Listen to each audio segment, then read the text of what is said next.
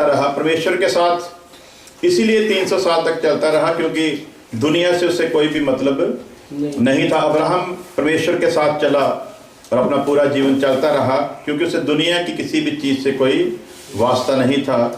उसी तरह परमेश्वर का कलाम आज हमें भी बताता है कि हमें भी परमेश्वर की ओर देखना है और उसके हुक्मों को मानते हुए उसके साथ साथ चलते रहना है, उसके बीच होकर चलते रहना है। हालेलुया। तो जब हम परमेश्वर के साथ साथ उसके बीच में चलते हैं तो परमेश्वर हमें बहुत सी ऐसी आशीषें देता है जो दुनिया किसी भी तरीके से हासिल नहीं कर सकती। लेकिन वो आशीषें अजीब किस्म की हैं। वो आशीषों का दौर शुरू इस जीवन में होता है, लेकिन उसकी जो उसको पाने का काम है वो एक समय ठहराया हुआ परमेश्वर ने, और वो उस वक्त अपने लोगों को वो सारी चीज़ें देगा जिनका उसने अपने लोगों के साथ वायदा किया है। तो अब हम देखते हैं यूहन्ना की इंजील उसका 14 अध्याय उसकी 6 से लेकर 9 वर्ष तक। यूहन्ना की इंजील 14 chapter 14 verse 6 to 9। John chapter 14 verse 6 to 9। Hallelujah. ਯਿਸੂ ਨੇ ਉਹਨੂੰ ਆਖਿਆ, ਰਾਹ ਅਤੇ ਸੱਚਾਈ ਅਤੇ ਜੀਵਨ ਮੈਂ ਹਾਂ। ਕੋਈ ਮੇਰੇ ਵਸੀਲੇ ਬਿਨਾ ਪਿਤਾ ਦੇ ਕੋਲ ਨਹੀਂ ਆਉਂਦਾ। हालेलुया। ਜੇ ਤੁਸੀਂ ਮੈਨੂੰ ਜਾਣਦੇ ਤਾਂ ਮੇਰੇ ਪਿਤਾ ਨੂੰ ਵੀ ਜਾਣਦੇ। बस थैंक यू, रुकांगे थोड़ी देर। यीशु ने उससे कहा, मार्ग, सच्चाई और जीवन मैं हूँ, बिना मेरे द्वारा कोई पिता के पास नहीं पहुंच सकता। मेरे बिना कोई भी पिता के पास नहीं पहुंच सकता, क्योंकि रास्ता भी मैं हूं। जीवन जितनी देर रास्ता सही ना हो उतनी देर तक मंजिल तक पहुंचना बड़ा मुश्किल है। यीशु से कहता है सच्चाई भी मैं हूं। जितनी देर तक सच को नहीं जानेंगे हम आजाद नहीं हो सकते, और सच जो है वो परमेश्वर के सिवा और कोई भी नहीं है। सो इसलिए सच्चाई को भी जानना है, और जिंदगी जो परमेश्वर देने वाला है ये तो उस जिंदगी का एक नमूना है। ये असल जिंदगी नहीं है जो हम जी रहे हैं। जिंदगी तो मिलने वाली है जिसके लिए उसने अपने पुत्र को भेजा इस जहान में, और हमारे लिए मुक्ति का, साल्वेशन का रास्ता उसने तैयार किया। वो जिंदगी जो मिलने वाली है, जो कभी ना खत्म होने वाली जिंदगी, जो हमेशा की जिंदगी है, उसके बारे में यीशु मसीह कहता है कि ये तीनों मैं ही हूं, और मेरे बिना कोई पिता के पास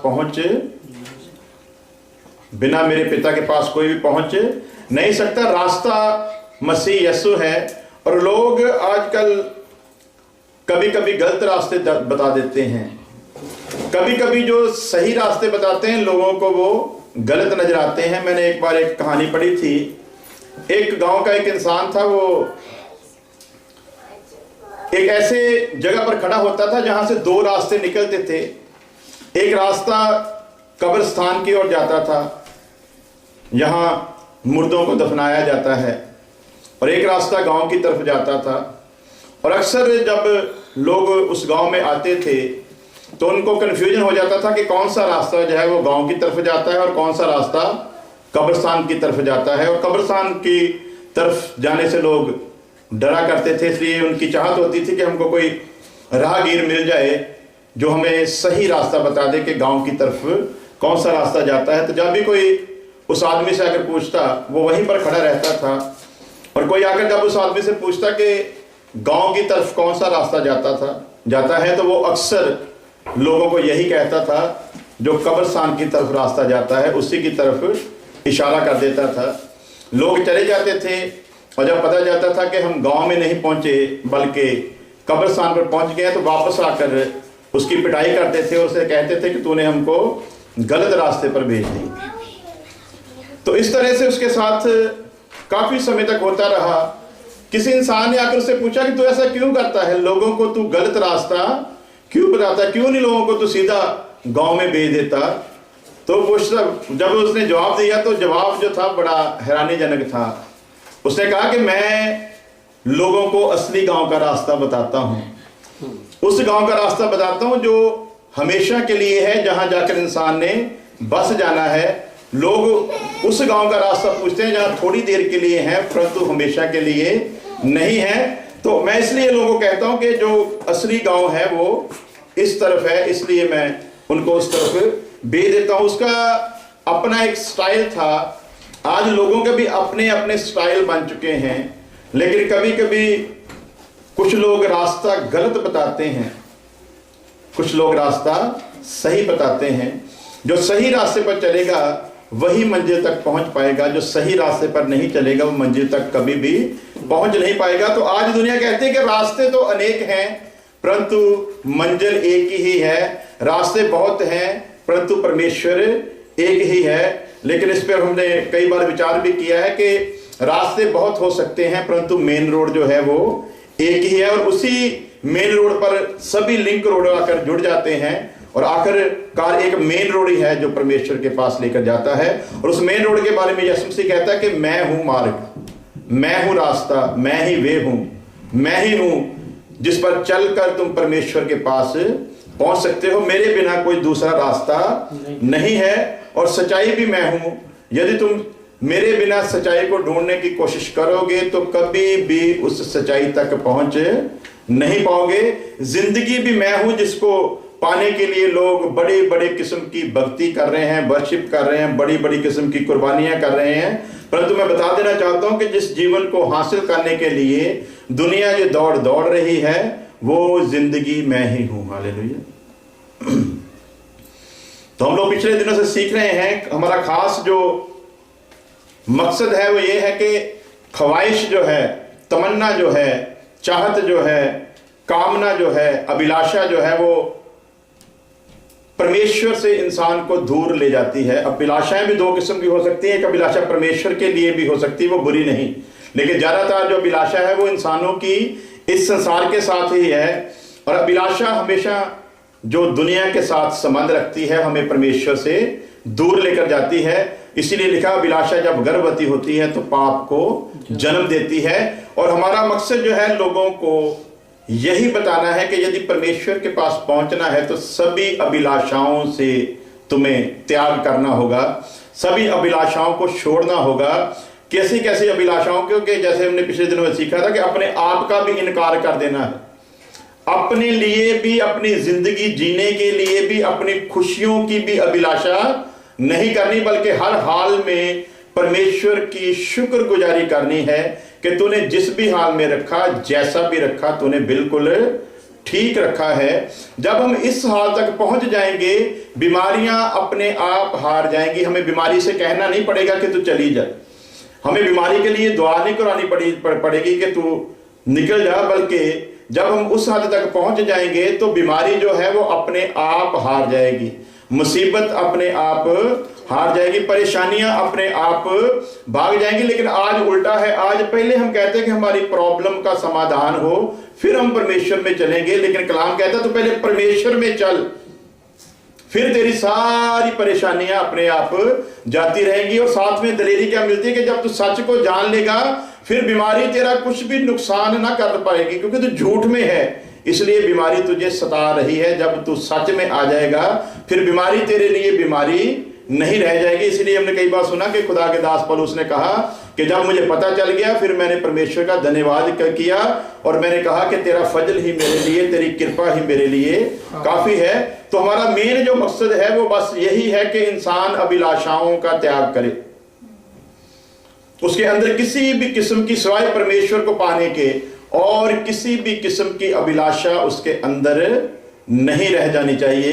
लेकिन आज दुनिया में हम देखते हैं ज्यादातर जो प्रचार हो रहा है, ज्यादातर जो कलीसियाएं बन रही हैं, ज्यादातर जो चर्च बन रहे हैं, वो लोगों को अभिलाषाओं से रोकते नहीं बल्कि अभिलाषाओं के साथ जोड़ते जा रहे हैं, जहां पर हम देखते हैं कि परमेश्वर का असली मकसद जो है वो खत्म होता जा रहा है। क्यों हो रहा है? क्योंकि कलाम कहता है कि मसीह यीशु की तरफ देखते रहो जो तुम्हारे विश्वास को पैदा करने वाला और पूरा करने वाला है। हम यीशु मसीह की तरफ नहीं देखते। हम कहते तो हैं कि हम विश्वास करते हैं लेकिन यीशु मसीह की तरफ देखते नहीं है। जब यीशु मसीह की तरफ देखेंगे तब विश्वास पैदा होगा।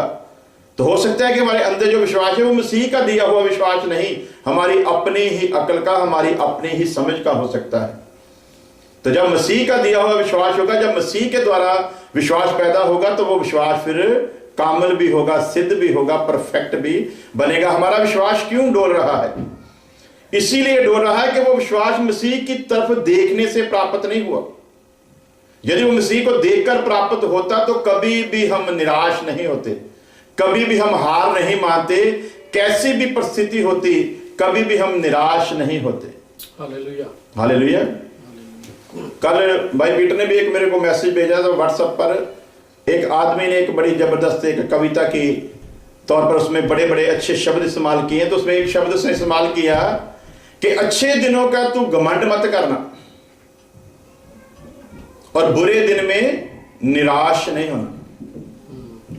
Hallelujah, hallelujah. और ये दोनों बातें इंसान की जिंदगी में चलती हैं, इन्हीं दोनों बातों में इंसान फंसा हुआ है। जब अच्छे दिन आते हैं ऑटोमेटिकली ना चाहते हुए भी इंसान के अंदर अहंकार का, घमंड का जो रूह है, प्राउड जो है उसके अंदर ऑटोमेटिकली आ जाता है जब अच्छे दिन आते हैं। और जब बुरे दिन आते हैं तब अच्छे दिनों को याद करके वो निराश हो जाता है। तो कलाम बताता है कि हर चीज का समय है, इसलिए तुझे चिंता करने की जरूरत नहीं, क्योंकि समय के साथ तू लड़ नहीं सकता, बल्कि जिसने समय बनाया है यदि तू उसके बीच में आ जाए तो समय फिर अपने आप तेरे साथ चलना शुरू हो जाएगा। क्योंकि समय को बदलने वाला वो परमेश्वर ही है, उसके सिवा कोई दुनिया में ना आज तक समय को बदल सका और ना ही बदल सकता है। इसलिए बोलता कि अच्छे दिनों का घमंड मत करना और बुरे दिनों में निराश ना हो। तो हमारा काम यही है कि हम जब थोड़ा सा अच्छा आता है तो हमारे घमंड का जो रूह है वो चरम सीमा तक पहुंच जाता है, और जब बुरे दिन आते हैं तब ऐसे निराश हो जाते हैं कि हमारी शक्ल की तरफ देखकर ही लोगों को पता चल जाता है कि मसीह का इनमें कोई काम, क्योंकि जो मसीह में है उसके कितने भी अच्छे दिन क्यों ना हो वो कभी भी घमंड में नहीं आ सकता। उसकी पहचान होगी, क्योंकि लिखा कि जो उस बीज से पैदा हुआ उसमें परमेश्वर रहता है, और जिसमें परमेश्वर रहता है उसमें घमंड कभी भी आ नहीं सकता, कभी भी नहीं आ सकता। और इसकी सीधी सीधी उदाहरण है कि परमेश्वर का बीज उसमें बना रहता है, यानी कि परमेश्वर उसमें बना रहता है। जो परमेश्वर में है वो कभी भी घमंड नहीं कर सकता, लेकिन घमंड लाने वाली जो एक चीज है वो ऑटोमेटिकली इंसान में आ जाती है। सुलेमान ने संभल गया, परमेश्वर ने जब उससे कहा कि बोल तू क्या चाहता है, तेरे लिए क्या किया जाए, तेरे पिता के साथ मेरे बड़े अच्छे संबंध रहे हैं और मेरी कृपा तुम पर बनी रहेगी, मेरा वायदा था तेरे पिता के साथ, तो तू बोल तू क्या चाहता है। तो सुलेमान के पास पहले ही इतना कुछ था कि वही संभालना उसके लिए बड़ा मुश्किल था। तो मैं एक दिन गौर कर रहा था कि हमारे हिंदुस्तान में टाटा कंपनी जो है वो ट्रक भी बनाती है और एक सुई भी बनाती है, धागे वाली, कपड़े को सीने वाली सुई भी बनाते हैं। तो अभी भी वो रुक नहीं रहे, नई से नई चीज जो है वो बनाते जा रहे हैं। उनको पता ही नहीं कि हमारा अंत कहां है, हमने कहां पर जाकर किसी चीज को समाप्त करना है। हिंदुस्तान के अमीरों में उनका नाम है, लेकिन रुकते नहीं है। कहीं भी जाकर इंसान की तमन्ना जो है वो खत्म नहीं होती, और ख्वाहिश ही पाप की जननी है। और ये ख्वाहिश तभी रुक सकती है जब हम मसीह यीशु की तरफ ध्यान से देखते रहेंगे। हालेलुया। गौर से देखना, यूहन्ना कहता है कि हमने जिसे देखा है उसे अचानक नहीं देखा, बल्कि उसे पूरे गौर से देखा है, और इसीलिए हम गवाही देते हैं। हमने अनजाने में नहीं देखा, अचानक हमारे सामने एक शैडो सा नहीं नजर आया, वो अचानक सब कुछ नहीं हुआ, बल्कि जिसको हमने देखा, जिसकी हम गवाही देते हैं, उसे हमने गौर से और बड़े नजदीक से अच्छी तरह से देखा है। हालेलुया। और जो कहते हैं कि हमने परमेश्वर को देखा है वो फिर कभी टूटते नहीं, हालात कैसे भी आ जाए वो कभी भी निराश नहीं होते। बादशाह नबूकदनेस्सर, खुदा ने इज्जत दी और दुनिया का ताकतवर बादशाह बनाया, लेकिन एक दिन अपने महल के ऊपर खड़ा होकर कह रहा है, घमंड का रूह आ ही जाता है। और कलाम क्या कहता है कि तू किसी भी बात का प्राउड कभी भी मत करना, क्योंकि परमेश्वर को इससे नफरत है, बल्कि तेरे लिए शुक्रगुजारी की वजह है कि तू शुक्रगुजारी कर हर हाल में। यदि वो ऊपर लेकर जाए तब भी शुक्रगुजारी, यदि वो नीचे लेकर आए तो भी शुक्रगुजारी। बस तूने उसकी तरफ देखते रहना है, उसकी रहमत की तरफ, उसकी कुदरत की तरफ जब तक देखते रहोगे तब तक कामयाब रहोगे।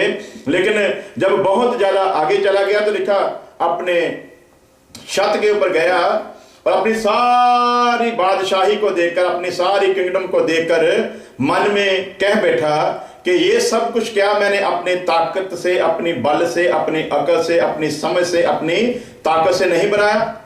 बस इतना कहना था तो लिखा बाइबल में कि परमेश्वर की ओर से एक आवाज उसके पास पहुंची, ऐ बादशाह, तूने जो अपने मन में ये घमंड लाया, तूने जो अपने मन में ये बात लाई, तूने जो ये सोचा, देख मैं तुझ पर एक शराप बेचता हूं, एक कर्स बेचता हूं, एक लानत बेचता हूं। तूने अपने मन में ये सोचा और यहां तक ऊंची पदवी तक पहुंचकर तूने परमेश्वर की तरफ नहीं देखा, बल्कि अपनी अकल की तरफ तूने ध्यान लगाया। अब सुन, तू रहेगा तो इंसान, परंतु मैं तेरी अकल जो है वो एक जानवर की तरह बना दूंगा। और जैसे जानवर घास खाता है, तू वैसे ही घास खाएगा इंसान होते हुए, और 7 समय तुझ पर गुजर जाएंगे, तेरी हालत ऐसी रहेगी, तू इसी तरह जिंदगी गुजारेगा, 7 समय तक तू ऐसा ही बना रहेगा। फिर जब तुझे अकल आएगी कि परमेश्वर ही राज करता है, परमेश्वर ही राज देता है, परमेश्वर ही इज्जत बनाता है, परमेश्वर ही इज्जत बख्शता है, वही देता है इज्जत, वरना किसी की इज्जत अगर वो चाहे कि मैं कोशिश करूं तो इज्जत बनती, चाहने से नहीं बनती। मुझे पता है जब मैंने राजनीति में जीवन गुजारा तो बड़े कम समय में मैं बहुत ऊंची बुलंदियों पर पहुंच गया था। 50-50 साल से जो लोग यत्न कर रहे थे हमारी कास्ट से कि वो उस ओहदे तक पहुंचे, नहीं पहुंच पाए, लेकिन मैं बहुत जल्दी ही फेमस हो गया था, बहुत जल्दी ही मैं आगे निकल गया था। वो इसलिए नहीं निकला था कि मेरी अकल थी, वो इसलिए कि परमेश्वर जब किसी को कुछ समझाना चाहता है, जब किसी को कुछ सिखाना चाहता है, तो वो उसको उस तरफ ले जाता है। तो मुझे बहुत अच्छे रुतबे मिले, सब कुछ मिला, लेकिन मुझे याद है कि जिंदगी में कभी भी जब किसी ने मुझसे बात की तो मेरा एक ही जवाब होता था, ये खुदा की कुदरत है, उसकी कोई मर्जी है, इसके जरिए भी वो मुझको कुछ सिखाना चाहता है। जब तक हमारे दिल में ये बातें रहेंगी हम कामयाब रहेंगे।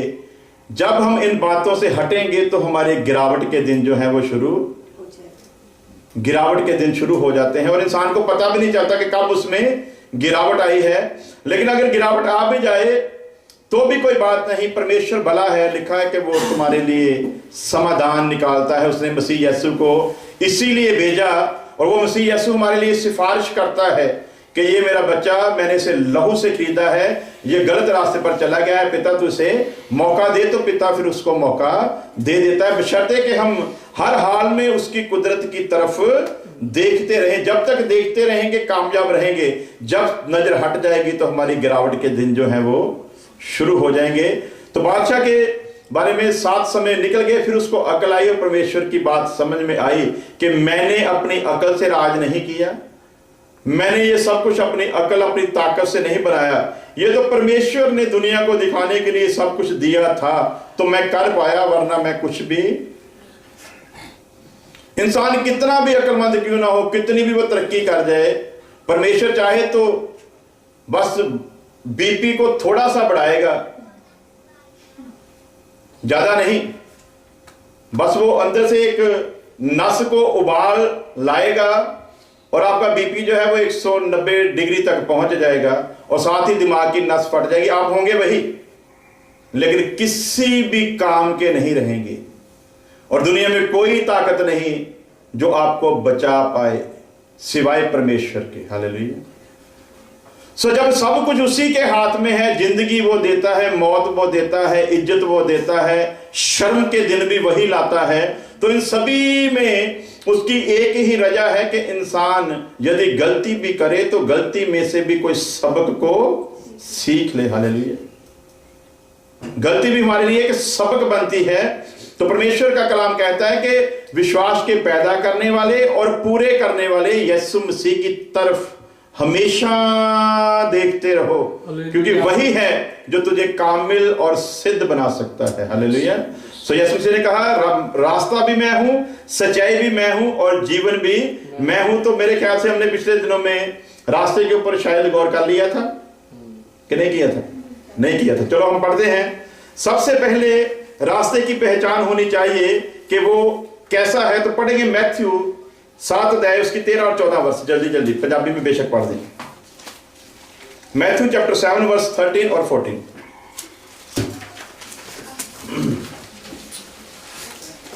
पीड़े फाटक तो बढ़ो क्यों जो मोकला है। पीड़े फाटक तो बढ़ो क्योंकि वो तंग रस्ता है।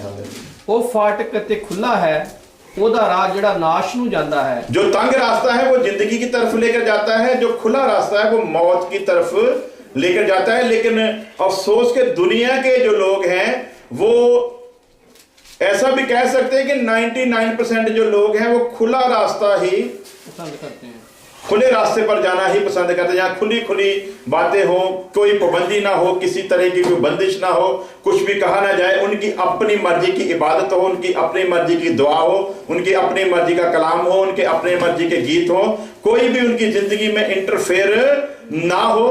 लेकिन खुदा का कलाम क्या कहता है, तंग रास्ते पर चलोगे तो बादशाहत में दाखिल हो पाओगे, यदि खुले रास्ते का चुनाव करोगे तो मैं साफ साफ कह देता हूं, तंग रास्ता जिंदगी की ओर जाता है, खुला रास्ता मौत की ओर जाता है। तंग रास्ता परमेश्वर के पास लेकर जाएगा, खुला रास्ता शैतान के पास लेकर जाएगा। तंग रास्ता स्वर्ग में लेकर जाएगा, खुला रास्ता नरक में लेकर जाएगा। और आगे कैसा परमेश्वर का प्लान है कि कहीं भी वो हमारे साथ ज्यादती नहीं करता। कभी भी उसने जब से आदम को बनाया उसके साथ जबरदस्ती नहीं की, किसी भी बात में वो जबरदस्ती नहीं करता, वो खींचातान नहीं करता। जबरदस्ती करना उसके आदत में ही नहीं है। उसने दोनों चीजें रख दी हैं। व्यवस्था सार की किताब डिट्रोनॉमी उसमें भी हम पढ़ते हैं 31 में कि खुदावंद खुदा 28 अध्याय में कि खुदावंद खुदा ने कहा कि मैं तुम्हारे आगे शराब और आशीष रखता हूं, बरकत रखता हूं और शराब रखता हूं। अब तुम्हारे हाथ में है कि दोनों में से तुमने किस चीज को, वो कहेगा नहीं यदि आप जिंदगी को चुनने आओगे तो वो कहेगा नहीं कि तूने जिंदगी को चुनी है। यदि आप मौत को चुनोगे तो वो कहेगा नहीं कि आपने मौत को चुना, क्योंकि उसने आजाद इच्छा देकर आपको पैदा किया है। हालेलुया। और वो आपकी आजाद इच्छा में वो कभी भी अपनी मर्जी नहीं करता। क्यों नहीं करता? क्योंकि लिखा है कि वो अपने फैसले से कभी टलता। जो उसने कर दिया फैसला वो मुकम्मल है। और जब इंसान को बनाया आजाद मर्जी देकर बनाया, और अब इंसान की मर्जी है कि उसने कौन सा रास्ता इख्तियार करना है। तंग रास्ता कठिनाइयों का रास्ता है, तंग रास्ता परेशानियों का रास्ता है, तंग रास्ता मुसीबतों का रास्ता है, तंग रास्ता बेइज्जत होने का रास्ता है, तंग रास्ता हमेशा आपको दुखी रखेगा। लेकिन खुशी की बात यह है, ये दुख ही आपकी जिंदगी के असली सुख साबित होंगे। हालेलुया। लेकिन खुला रास्ता इस जहान में आपको बड़ी इज्जत बख्शेगा, इस जहान में बड़े रुतबे मिलेंगे, हर जगह पर आपकी वाहवाही होगी। लेकिन अफसोस के अंत में आपके हाथ लगेगा। इसलिए लिखा कि क्या लाभ के इंसान सारे संसार को अपने वश में कर ले परंतु अपनी जान का नुकसान करे। और फिर लिखा कि क्या दे सकता है इंसान अपनी जान के बदले में? तो अगर सब कुछ बेच भी दे तब भी जान को खरीद जीवन हासिल उसे नहीं हो सकता। इसलिए परमेश्वर का कलाम कहता है कि तंग रास्ता है और खुला रास्ता चुनाव तुम्हारे सामने है। तंग रास्ता यीशु मसीह है। हालेलुया। कौन है जी? यीशु मसीह। तंग रास्ता यीशु मसीह है। दुखों भरा रास्ता यीशु मसीह है। कठिनाइयों भरा रास्ता, बल्कि सीधी सीधी बात कहें, इस जीवन से यदि संबंध रखते हुए सोचें तो मौत का रास्ता भी यीशु मसीह ही है। लेकिन उस मौत के बीच में ही जो भेद छुपा है वो ये है कि जिंदगी मैं हूं।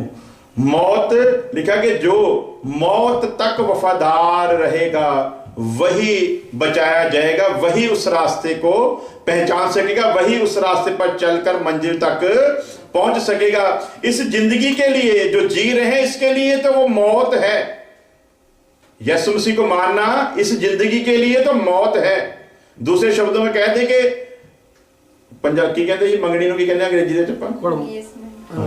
दूसरे शब्दों में कहते हैं कि इस जिंदगी के अनुसार, इस जिंदगी से जो संबंध रखते हैं, जब वो मसीह को कबूल करते हैं तो सीधे सीधे ये ना कहें कि वो जिंदगी से मंगनी कर रहे हैं। असल में इस जीवन के लिहाज से तो वो मौत के साथ उसकी एंगेजमेंट है, लेकिन मरने के बाद हमेशा की जिंदगी है। तो अब सवाल यह है कि वो सारे का सारा संबंध जो है इसी जीवन के साथ लोगों ने जोड़ लिया है। ये जीवन नाश होगा, लिखा नाश होगा तो नया जीवन प्राप्त होगा, यदि नाश नहीं होगा तो नया जीवन मिलेगा नहीं। पुरानी मैं जो है, पुरानी वाइन जो है वो पहले उस बर्तन में से निकालनी होगी, तब उसमें नई भरी जाएगी।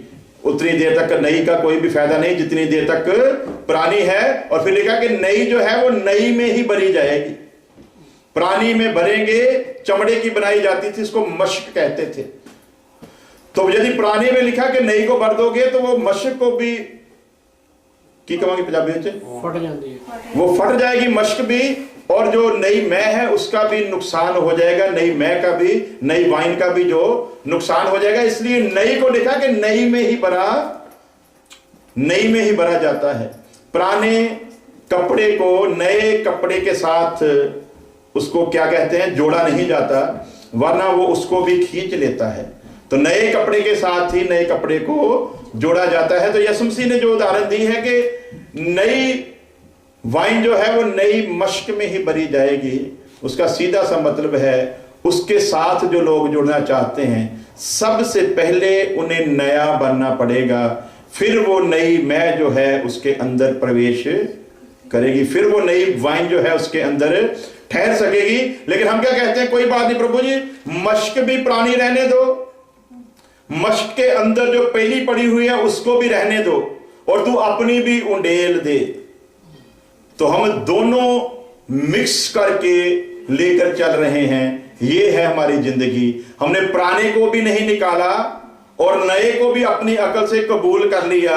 अब पुराना और नया मिक्स हो गए, दोनों आपस में लड़ रहे हैं। तो खुदा का कलाम क्या कहता है कि नई को नई में ही भरना है, पुरानी के साथ उसका कोई भी संबंध। इसलिए लिखा कि पुराने को उसने कहा कि वो अधूरा था, अब मैंने पूरा कर दिया है। और पौलुस लिखता है कि मैंने पुराने को सलीब के ऊपर यीशु मसीह के साथ लटका खत्म ही कर दिया। अब पुराने से मेरा कोई भी संबंध नहीं रह गया, अब तो नया सब कुछ है। तो नए को ग्रहण करने के लिए सब कुछ नया ही होना चाहिए। तो नया कब होगा, जब उस नया करने वाले की तरफ हम आखिरी पल तक देखते रहेंगे। हालेलुया। तो तंग रास्ता यीशु मसीह है, लेकिन आज कलाम में यीशु मसीह को तंग रास्ता करके प्रचार नहीं किया जाता। तो गड़बड़ यहीं से शुरू हुई है। यीशु ने किसी से नहीं कहलवाया, यीशु ने खुद अपने मुख से कहा है, तंग रास्ता मैं हूं। Hallelujah, hallelujah. और जिसने कहा तंग रास्ता मैं हूं, वो खुद भी परमेश्वर की इच्छा को पूरा करने के लिए उन सारी मुसीबतों में से होकर गुजरा जो इंसान को मिलने वाली थी। इसीलिए शुरुआत उसने अपने से की कि इंसान हार ना जाए, इंसान निराश ना हो जाए, इंसान कहीं पीछे ना हट जाए। इसलिए वो सारा दुख उसने पहले अपने ऊपर सहा। फिर उसने कहा कि मैं हूं रास्ता, देखो मुझे, देखो मुझे भी पिता ने दुखों में से निकाल कर परफेक्ट बनाया। इसलिए जो मेरे पीछे आएगा उसके लिए उसके सामने दुख ही दुख रखे हुए हैं, और जो दुख पर फतह पाकर आएगा वही मेरे लायक हो पाएगा। हालेलुया।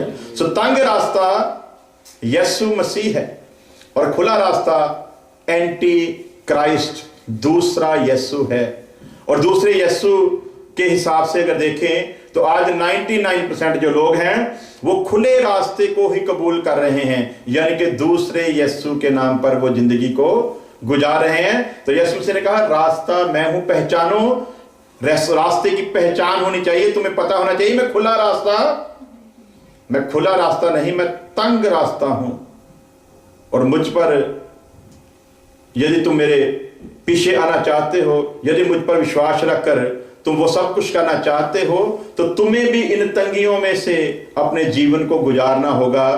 तो जब इन तंगियों में से आखिरी पल तक जीवन को गुजारोगे, तो जैसे पिता ने सब कुछ पूरा होने पर मुझे महिमा दी, वैसे ही मेरा पिता फिर तुम्हें भी महिमा।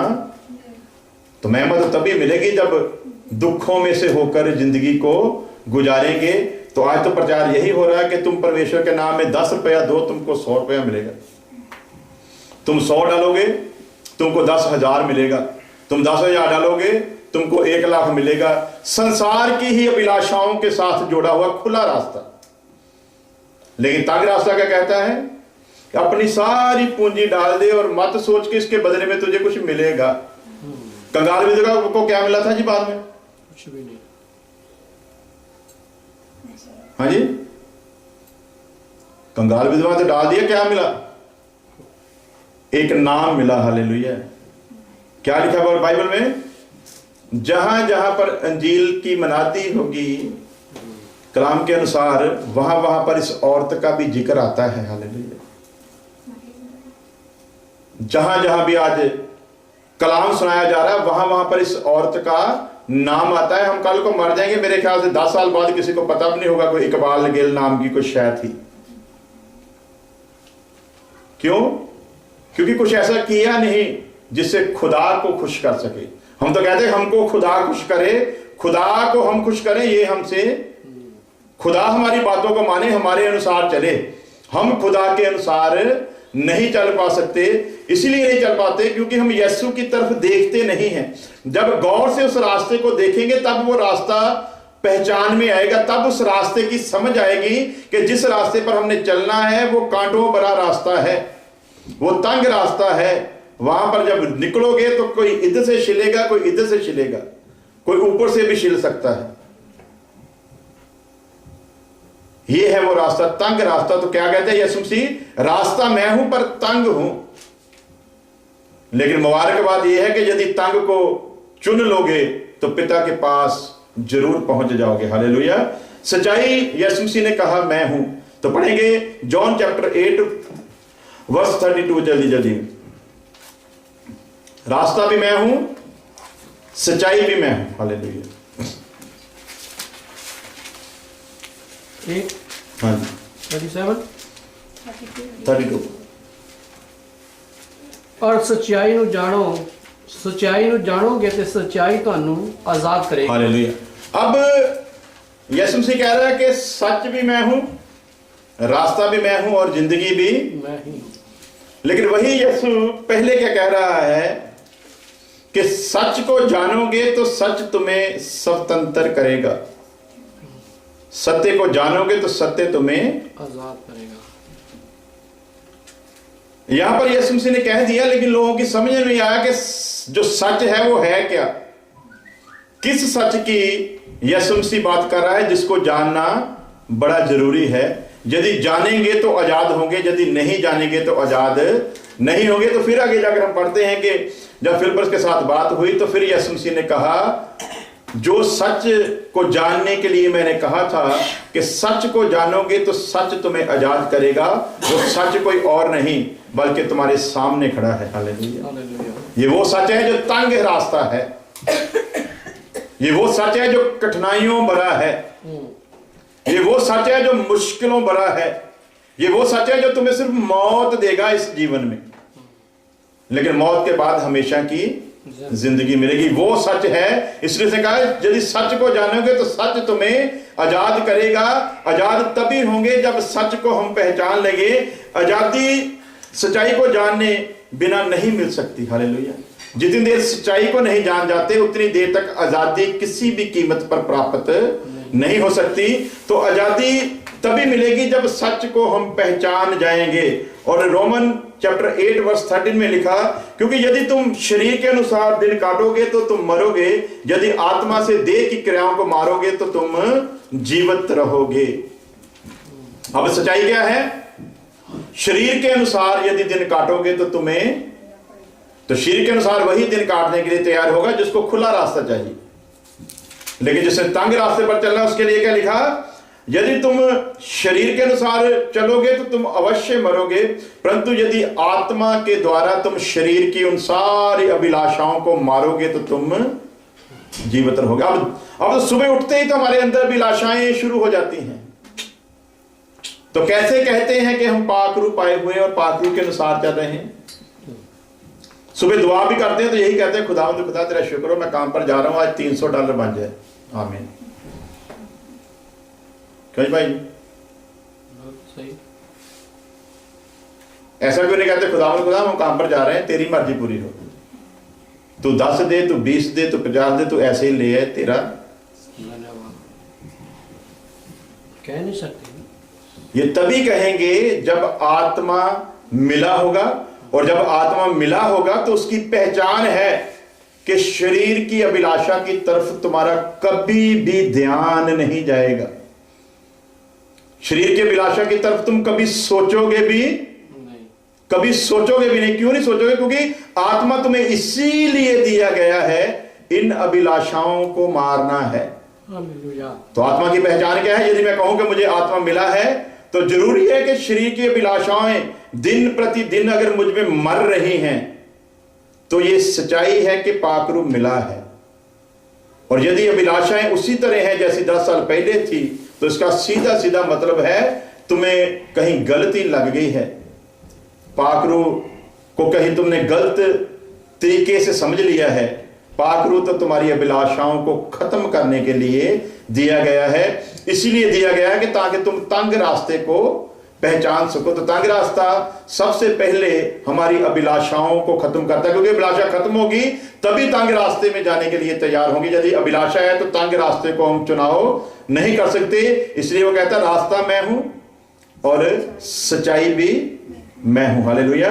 और आगे बड़ा खूबसूरत लिखा है 14 वर्ष में, इसलिए कि जितने लोग परमेश्वर के आत्मा के चलाए चलते हैं वह ही परमेश्वर के पुत्र हैं। तो आत्मा के चलाए जो चलेगा वो तंग रास्ते को ग्रहण करेगा, वो तंग रास्ते को अपनाएगा। उसके लिए खुले रास्ते का कोई भी महत्व नहीं रह जाता। उसको तो हुक्म आएगा, अब्राहम को हुक्म आया कि उठ, अपना देश छोड़, अपने रिश्तेदार छोड़, अपना सब कुछ छोड़, और जिस देश की तरफ मैं तुझे लेकर जा रहा हूं उस देश की तरफ तू चल पड़। और अब्राहम ने बात को माना और उस तरफ उसने कोई नहीं कहा प्रभु जी इतनी मुश्किल से तो इधर घर बनाया, इतनी मुश्किल से तो ये सारा कुछ प्राप्त किया, अभी तो छोड़ने को कह रहा है। लेकिन उसने एक भी सवाल नहीं किया।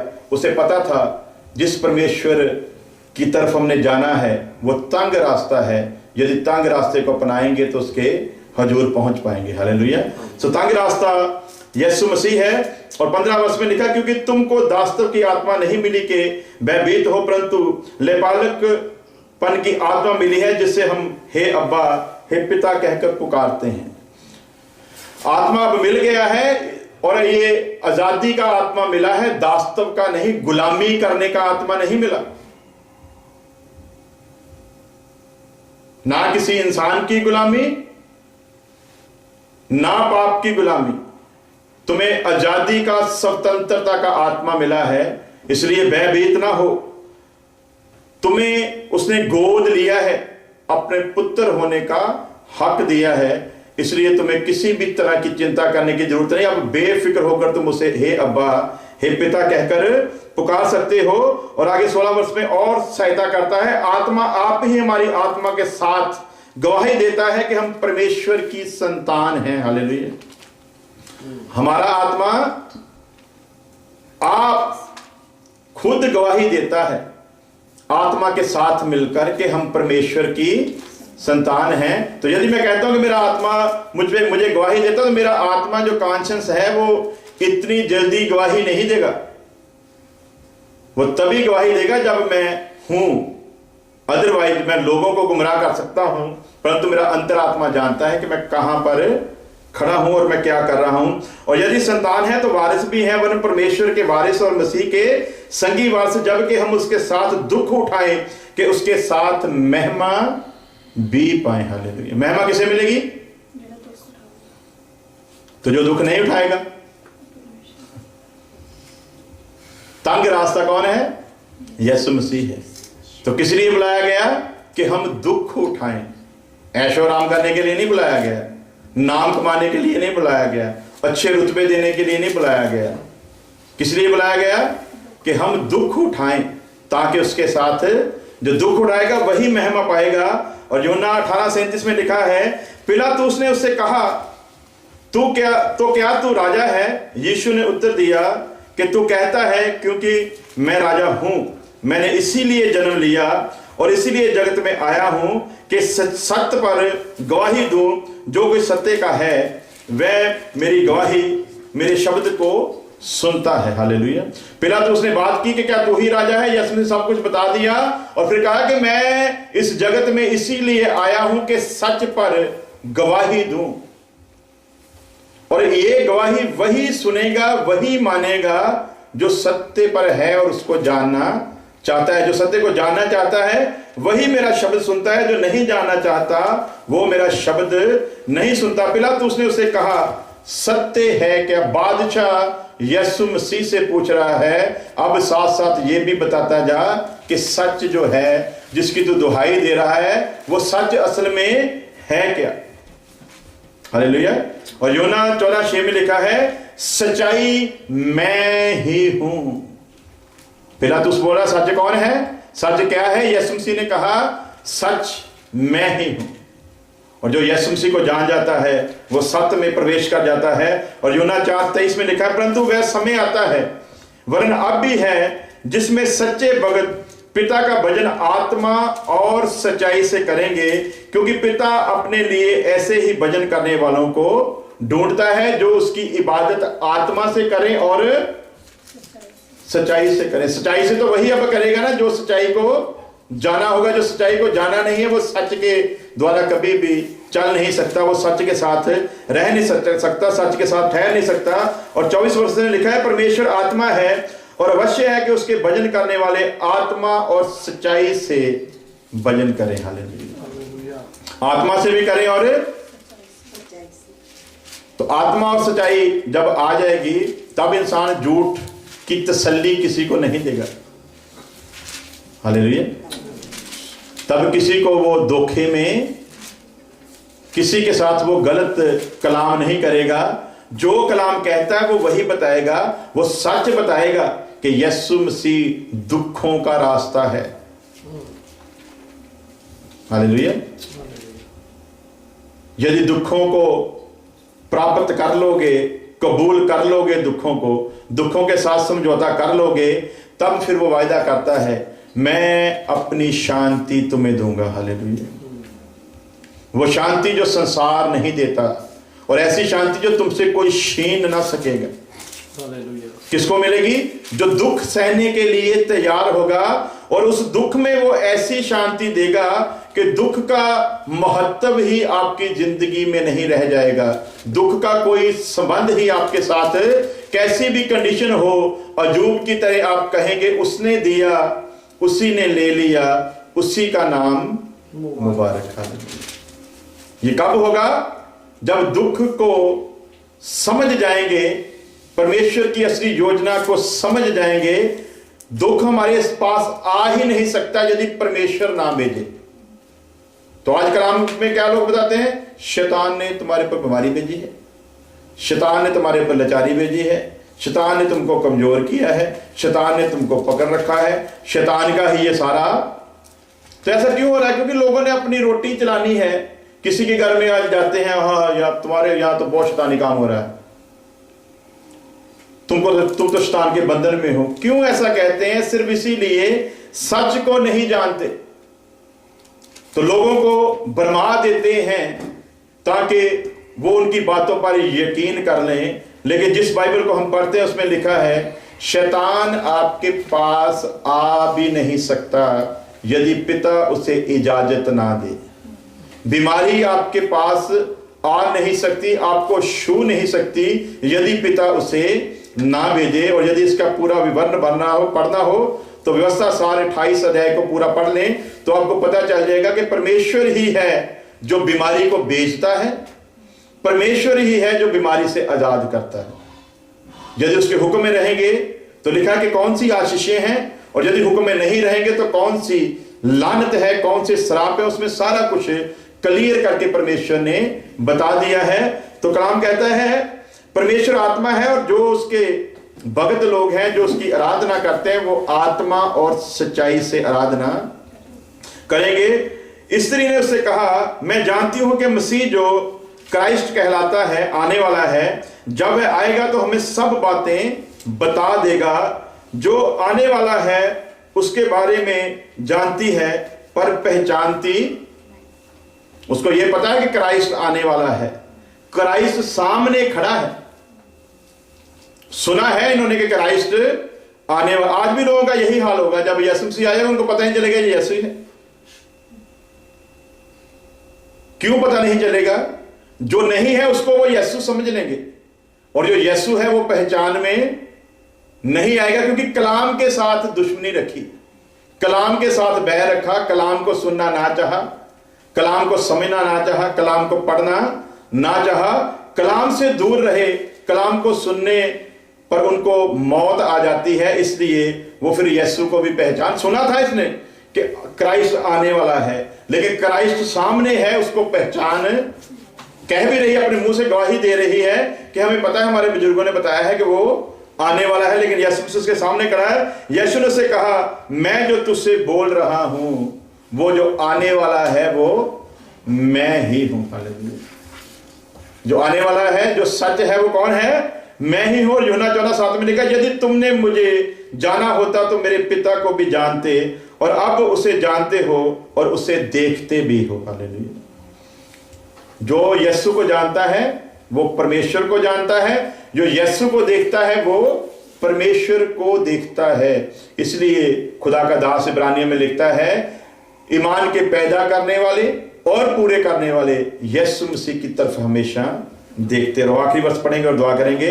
यूहन्ना 14:8 में लिखा, फिलिप्पुस ने उससे कहा, हे प्रभु, पिता को हमें दिखा दे, यही हमारे लिए बहुत है। और यीशु ने उससे कहा, हे फिलिप्पुस, मैं इतने दिनों से तुम्हारे साथ हूं, और क्या तुम मुझे नहीं जानता? जिसने मुझे देखा उसने मेरे पिता को देखा। तू क्यों कहता है कि पिता को हमें दिखा? सत्य के द्वारा हे पिता उन्हें पवित्र कर, तेरा वचन सत्य है, और वचन यीशु मसीह है। अपनी आंखों को बंद करें, सिरों को झुकाएं, दुआ करेंगे। खुदावंद, खुदा तेरी तारीफ, तेरा शुक्र करते हैं तेरे कलाम के लिए। खुदावंद, सचमुच राह भी तू है, सच भी तू है, और जिंदगी भी तू है। लेकिन अफसोस के इंसान ना तो राह को समझ सका, ना सत्य को समझ सका, और ना जिंदगी को समझ सका। जिसे वो राह समझता है वो राह नहीं, जिसे वो सच समझता है वो सच नहीं, जिसे वो जिंदगी समझ रहा है वो तो 70-80 साल की है, वो जिंदगी नहीं, और जो जिंदगी है उसे वो जानना नहीं चाहता।